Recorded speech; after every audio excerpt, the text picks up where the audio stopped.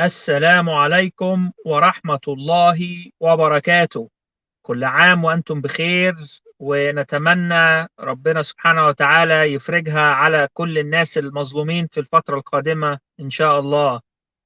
أهلا بكم في بث مباشر جديد بعنوان دعوة لمساعدة زيكا المصري. الناس اللي متابعة معانا طبعا الفترة اللي فاتت، الشهرين اللي فاتوا،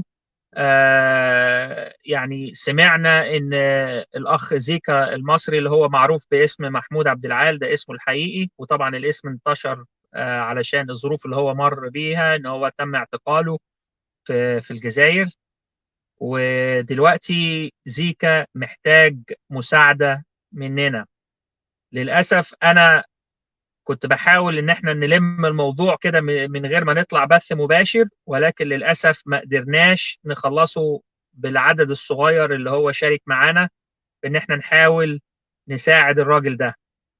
اولا قبل ما اتكلم في اي تفاصيل، عايز اقول لكم ان ما حدش فينا كان يعرف ان هو كان عايش في الجزائر ايام ما كان بيطلع وبيعمل بثات. الراجل ده بقى له 4 5 سنين.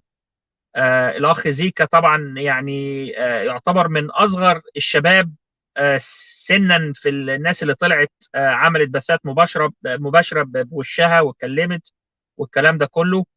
فطبعا هو كان ليه جمهور كبير جدا من الشباب بيتابعوه بيحبوه، لأنه هو إنسان يعني زي ما تقولوا كده إيه، نموذج ممتاز جدا من المجتمع بتاعنا. واحد شايل الهم، واحد ما بيلفش وبيدور دغري في كلامه، وواحد تحس ان هو مننا وعلينا. تمام. اللي حصل، واتمنى الناس يعني جزء من مساعدتك لزيكا المصري انك تشير لنا البث ده، الله يكرمك. عايزين الرساله دي توصل لايه اكبر عدد من الناس عشان فعلا نقدر نساعد الراجل ده، وانا هخش في التفاصيل دلوقتي. تمام. ولكن لما اكتشفت انا شخصيا ان الاخ ده كان بيعمل الشغل بتاعه من دوله ما هياش زي دول الغرب، دوله مقرفه من ناحيه ان تعاملها مع الناس اللي بتتكلم في السياسه، وعلاقتها القويه طبعا مع عصابه السيسي. فكون ان هو كان عنده الجرأه والشجاعه انه يطلع يتكلم، ده كانه جوه مصر بيطلع بيتكلم ضد السيسي من جوه مصر، مش هتفرق كتير. تمام. فكون ان واحد زي ده ضحى من اجل القضيه بالطريقه دي، فالراجل ده يعني ما يستاهلش اكتر من ان احنا نحاول نقف جنبه بقدر المستطاع. تمام. الاخ زيكا دلوقتي بيحاول يرتب يعني ظروفه بحيث ان هو يلاقي مكان يقدر يستقر فيه. فاقل حاجه احنا نقدر نعملها دلوقتي ان احنا نحاول نقف جنبه ونساعده في الايه، في الاجراءات، ان هو يتكل على الله. في ناس مشكوره طبعا ايه يعني حطت مجهود رهيب جدا في الموضوع ده، ولكن الموضوع طويل شويه ولسه محتاج برضو ناس ايه تشتغل معانا. ففي اللي يقدر يساعد ماديا يتواصل معانا، اللي يقدر يساعد بمعلومه يتواصل معانا.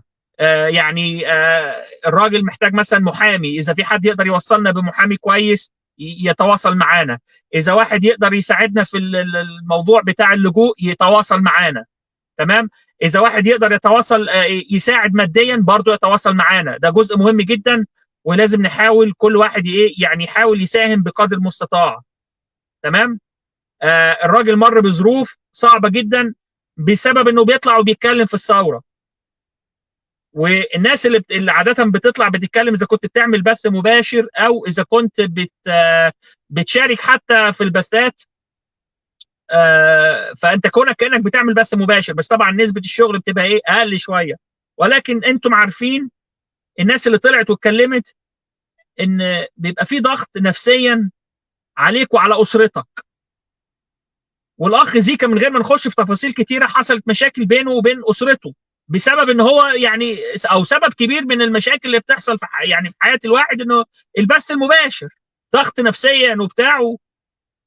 وفي ناس يقول لك انا متجوزه واحد بقى يقعد بقى كل شويه يتكلم بصوت عالي ويتنرفز ويتعصب ومش عارف ايه وبتاع، ولكن الراجل شايل الهم. تمام.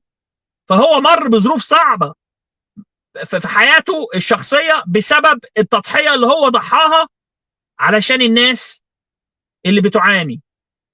فاقل واجب مننا لو احنا فعلا مقدرين التضحيه اللي بعض الناس بتضحيها في وسطينا، العدد القليل جدا في ال 120 مليون ناطع اللي معظمهم ما عندوش الكفاءه ان هو يطلع ويتكلم، يجي واحد يقول لك الله ما انتوا حاطين ايديكم في ميه بارده وانتوا مش عارفين. الراجل كان في الجزائر، الراجل قاعد في الجزائر وعمل شغل ما حدش يعمله او ما حدش متوقع ان هو يعمله.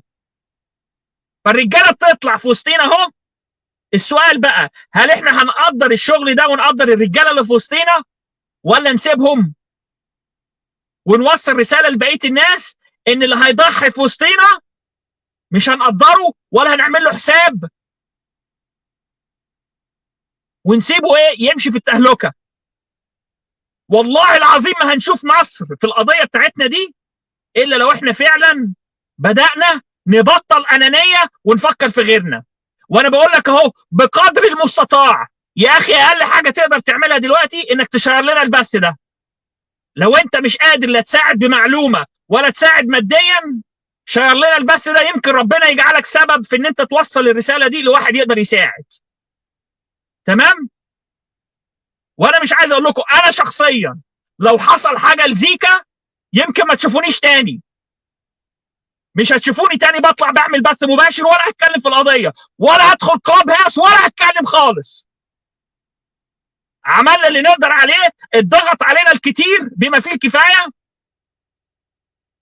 لو احنا هنفضل نستمر في الانانيه بتاعتنا دي يبقى كل واحد لحاله، وانا ساعد قضيتي بطريقه اسهل بكتير من ان انا اطلع واتكلم، والضغط النفسي اللي بيتحط علينا عشان الناس اللي ما بتقدرش الا من رحم ربي. انا زي ما بقول لكم والله العظيم انا شفت ناس يعني بدات تشارك معانا في مساعده الراجل ده بمجهود رهيب، وناس مشغوله في حياتها.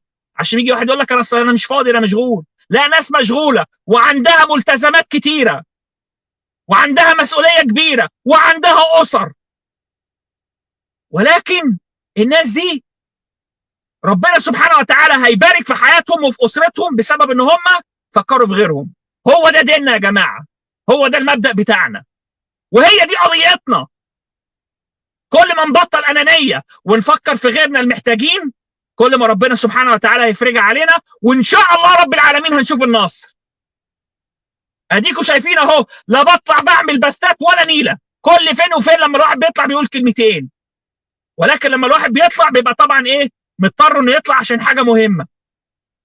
فانا بقول لكم اهو تشجعونا الناس اللي بتطلع تعمل بثات.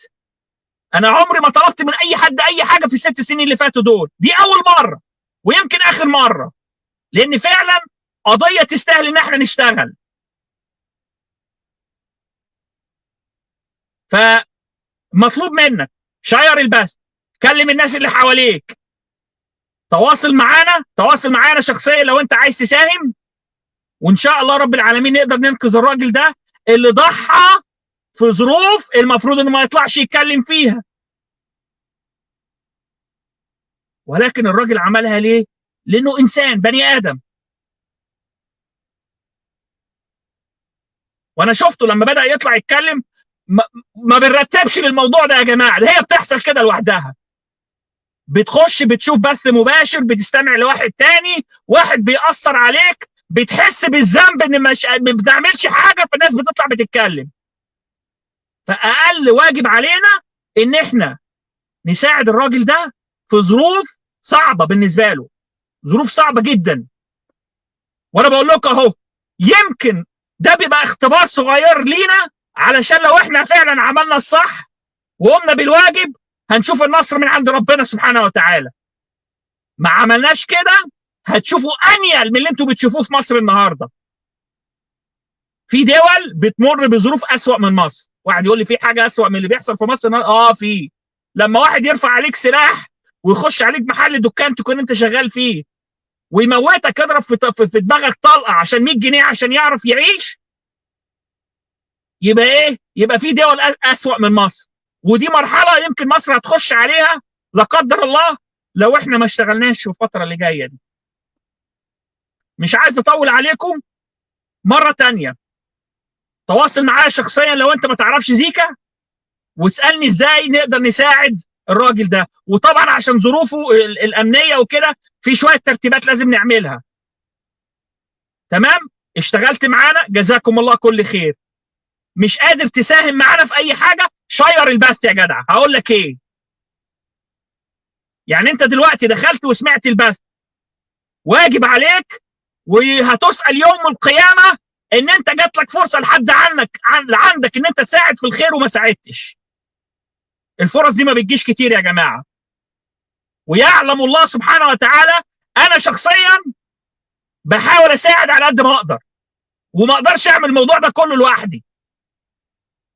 فقدرت تساعد معانا جزاكم الله كل خير. ما قدرتش، اديك الفرصه جت لحد عندك، وده قرار ليك انت بقى. واحد ضحى عشاننا وانسان نقي جدا وما فيش عليه علامات استفهام من ساعه ما طلع. ممكن بعض الناس ممكن تختلف معاه، ما كانش المفروض يعمل كده او يقول كده، ولكن كل الناس تعرف ان ده انسان وطني ومؤمن واقف ضد الظلم. دي ما حدش يقدر يقول عليها حاجه. فاقل واجب علينا لو انتوا عايزين اللي زينا يستمر في الطلوع ونشجع الناس ان هي تطلع وتتكلم ضد الظلم، ونضغط ضغط زياده على العصابه اللي ماسكه مصر. ما تنسوش يا جماعه العصابه دي مسنوده سنده كبيره قوي، وده اكبر دليل ان هم مسنودين، ان هم مش عارفين نخلعهم بقى لنا 10 سنين دلوقتي. فمحتاجه مجهود كبير مكثف، محتاجه ناس كتيره من كل دوله حوالين العالم تتكلم، من جوه مصر من بره مصر، من دول عربيه دول اجنبيه، حقوق انسان، اتحاد اوروبي، حكومات في كل مصيبه. محتاجين نزود الضغط من كل حته عشان نشيل ابن اللذينه ده. انا دلوقتي مش محتاج اقنعك ان السيسي محتاج يتشال في اقرب فرصه هو وعصابته. الناس كلها عارفه الكلام ده كله. السؤال دلوقتي ازاي نتحد مع بعضينا ونشتغل صح ونبطل انانيه ونعملها فعلا من اجل الله سبحانه وتعالى. مش عايز اطول عليكم عشان الفيديو يكون قصير يوصل لكل الناس. شيروه، هنزله على اليوتيوب، هحاول اتكلم في البرنامج بتاع الكلاب هاوس. الموضوع مستعجل كمان، يعني على طول كده. اتمنى الناس تبدا تتفاعل معانا وربنا يقدم اللي فيه الخير، وهحاول اقول لكم بالظبط اذا قدرنا نعملها ولا لا. انا عندي ثقه رهيبه جدا في الناس اللي حوالينا ان انتوا اهل خير وهتساعدوا، خصوصا في الشهر الكريم اللي احنا فيه. بشكركم شكرا جزيلا، وهبقى اطلع معاكم ان شاء الله نتكلم في المواضيع، في الاحداث اللي بتحصل في حوالين العالم والانتخابات والكلام ده كله، نبقى نتكلم فيها ان شاء الله في اوقات ثانيه. بشكركم شكرا جزيلا، وان شاء الله نحاول نشوفكم كده قريبا. شير البث لو انت مش قادر تعمل اي حاجه تاني، شير البث، خصوصا البث ده شيره، وصل الرساله للناس عشان نلحق ننقذ الراجل ده في اقرب فرصه. بشكركم مره اخرى، والسلام عليكم ورحمه الله وبركاته.